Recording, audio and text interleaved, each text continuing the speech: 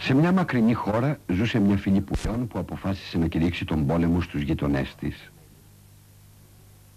Το γεροντότερο και πιο σοφό πουλί από αυτά έπιασε πρώτο το σπαθί. Όποτε οι άνθρωποι διαφωνούν, είπε, κάνουν πόλεμο. Η ανθρωπότητα το κάνει χρόνια τώρα. Αυτό θα πει πως είναι καλή ιδέα. Ας γίνει λοιπόν πόλεμος.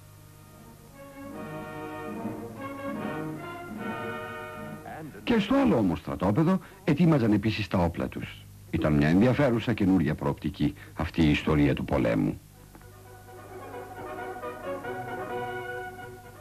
Ψηλά στον ουρανό νεαρά ρωμαλαία πουλιά πολεμούσαν για τη δόξα σε εναέριες μάχες, ενώ κάτω φοβισμένες μητέρες καμουφλάριζαν τις φωλιές τους.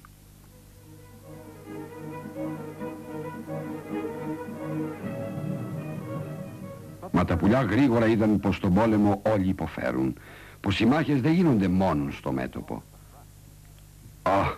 Ήταν ένδοξο για τα θερμόαιμα πουλιά, καθώς ορμούσαν και δοκίμαζαν τη δύναμή τους εναντίον των άλλων.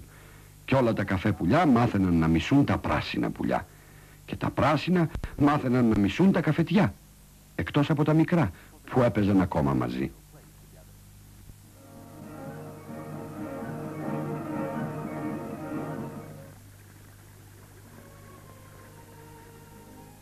Δεν ήξεραν γιατί γίνεται όλος αυτός ο καυγάς. Δεν ήταν θυμωμένα, αλλά αναρωτιόντουσαν γιατί δεν μπορούσαν να καταλάβουν.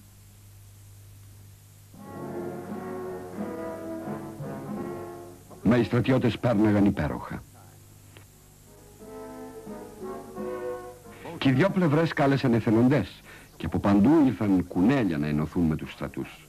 Κάθε εθελοντής θα ανταμοιβόταν με ένα σακί καρότα. Και έπειτα θα είχαν και τη συγκίνηση της μάχης. Ήταν σαν να έπαιρνε μέρος σε ένα παιχνίδι.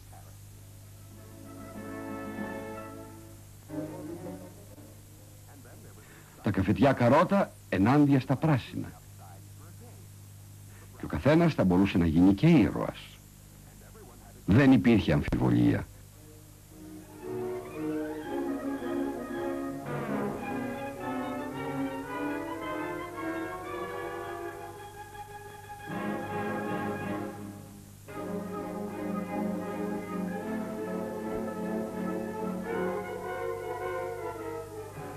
Ο πόλεμος ήταν το καλύτερο σπορ του κόσμου. Το γέρικο πουλί είχε δίκιο. Πώς δεν το είχαν σκεφτεί νωρίτερα? Εμπρός, επίθεση, γεμίστε, υποχώρηση. Ποιος φοβάται το μεγάλο κακό? Μάλλον όλοι. Κι έτσι για λίγο ο πόλεμος ξεχάστηκε.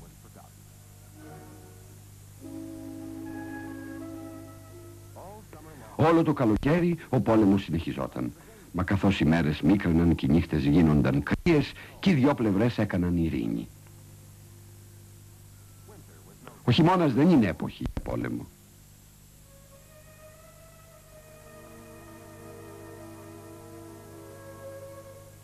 Μετά η άνοιξη έφτασε στην πλάση και τα νεαρά πουλιά ξανάρχισαν.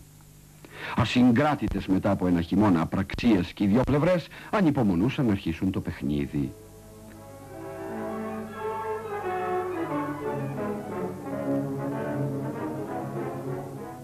Οι στρατιές ορμούσαν και χτυπιόντουσαν. Αγγελιαφόροι πηγαινόφερναν μηνύματα με βιασύνη.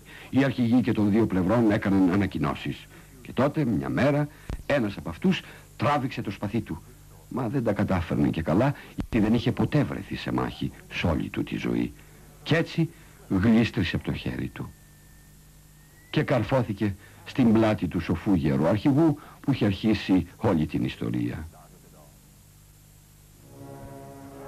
Κι άξαφνα όλοι οι αρχηγοί κατάλαβαν πως ο πόλεμος ήταν επικίνδυνο πράγμα και πως μπορούσαν κι αυτοί να χτυπήσουν. Σαν να ξύπνησαν από εφιάλτη και οι δυο πλευρές, παράτησαν τα όπλα και έκαναν μια μεγαλόπρεπη κηδεία για το γέρικο πουλί. Με μελαγχολικά βήματα τον μετέφεραν θρηνώντας πάνω από το πέτρινο γεφύρι στο αιώνιο αναπαυτήριό του. Και εκεί Μπρος στους μαζεμένους στρατούς, ο μεγαλύτερος ρήτορας των πουλιών παραδέχτηκε πως είχαν κάνει λάθος που μιμήθηκαν τις συνήθειες των ανθρώπων. Και από εκείνη τη μέρα τα πουλιά ποτέ δεν ξαναπολέμησαν μεταξύ τους.